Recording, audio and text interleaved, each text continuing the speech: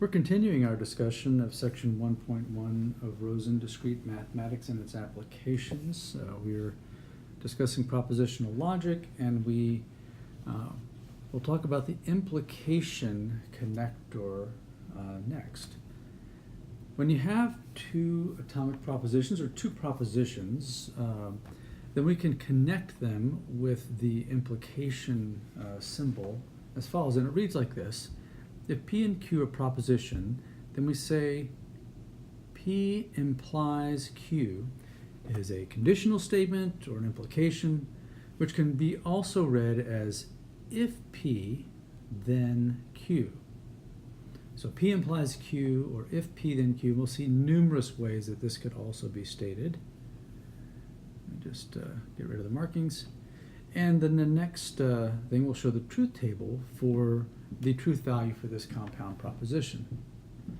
On the left, we have all possible values of P and Q. And on the right, we have the truth value for implication. And we see that it will have a value of true unless the left side of the implication is true and the right side of the implication is false. Only then will P implies Q be a false statement. All of the times it'll be considered true.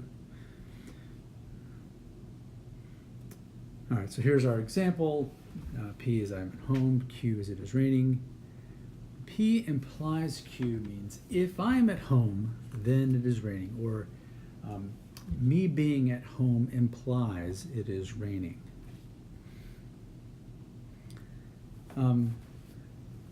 These have some structure we'll often use when we talk about these implications and proofs or things like that.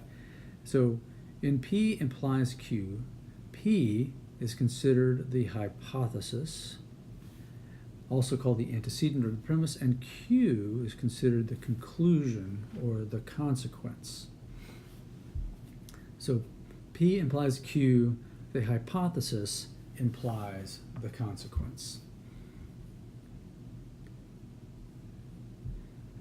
All right, another couple of other ways to say this are P is conditioned on Q. Well, if the phrase P implies Q is true, then P being true requires Q to be true. So here we have P implies Q is true, and P then will only be true when Q is true. So P is conditioned on Q.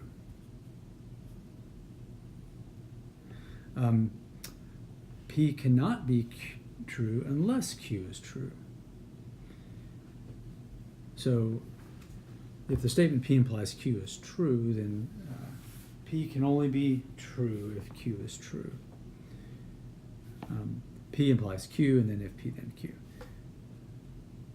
Now, the bottom two rows of this truth table, where the hypothesis has a false value and yet the implication is considered to have a true value, it's called the vacuous implication, and we'll talk about that a little more next. And by the way, there doesn't have to be any relationship between the hypothesis and the consequence. Often there is, but just for the purpose of a connected, a compound proposition, it just depends on their truth values. Let's see. Here are perfectly valid logical compound propositions, implications. If the moon is made of green cheese, then I have more money than Bill Gates. And if the moon is made of green cheese, then I'm broke. Well, neither of these hypotheses are true, but also neither of these consequences are true, but also neither of the hypotheses are true. Well, they're the same. So this hypothesis is not true. So these are perfectly true propositions according to the rules of implication. An old insult would be that your grandmother wears combat boots. Well, if 1 + 1 is 3, your grandmother wears combat boots.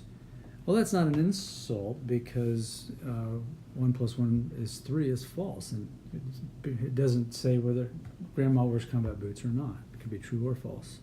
Still a true statement overall.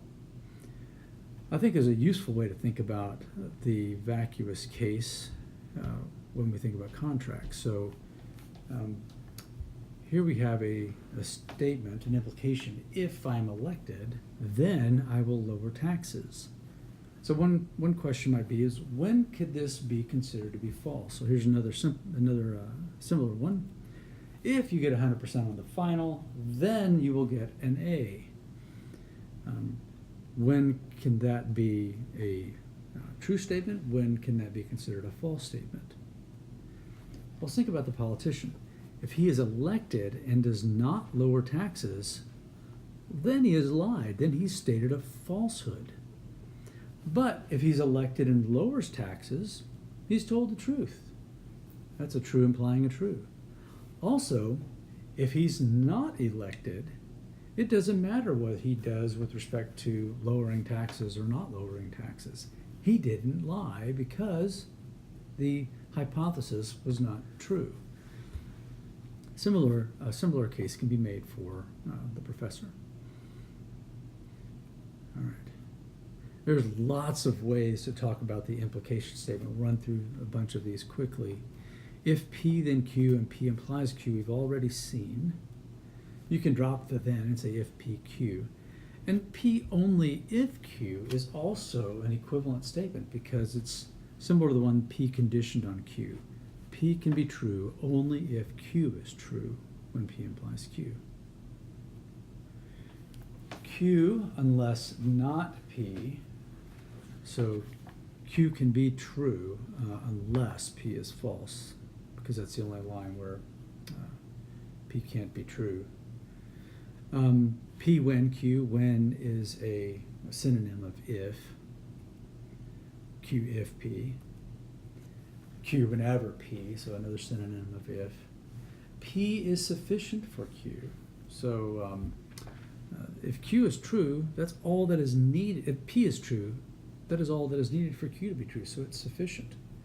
There may be other things that make Q true, but if P is true, that's all that is needed. It's similar to Q follows from P.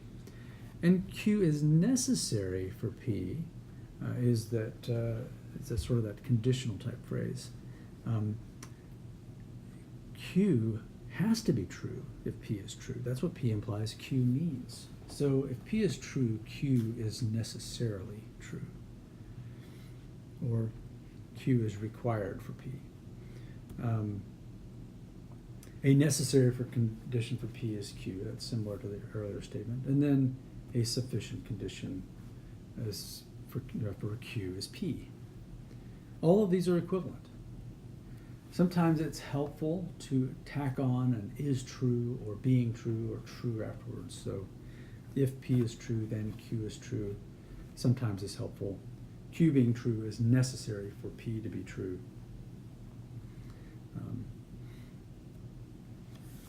And then these can be confusing, so spend some time with them. There's some additional implications that we can construct from an original implication, P implies Q. If we switch the hypothesis and the consequence, we get what is called the converse.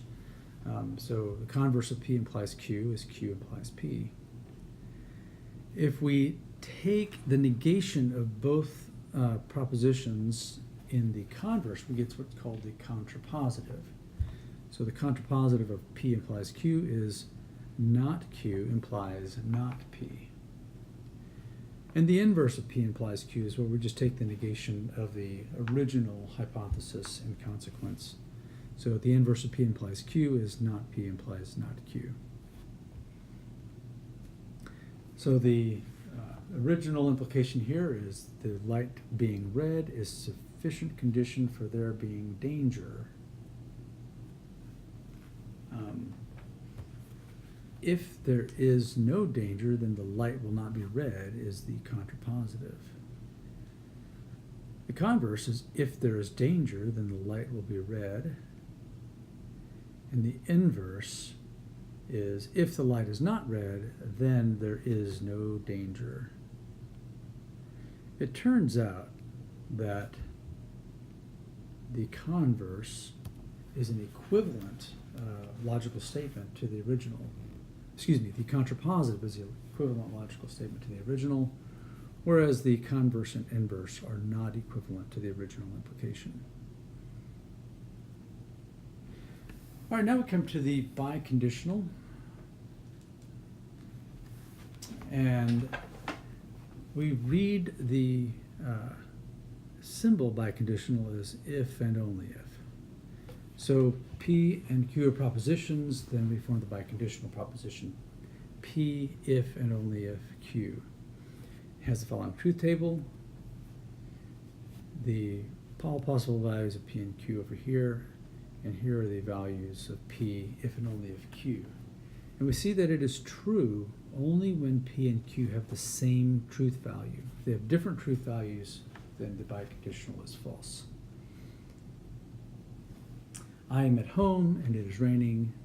P if and only if Q says I am home if and only if it is raining. And a couple of different ways to state that is P is necessary and sufficient for Q.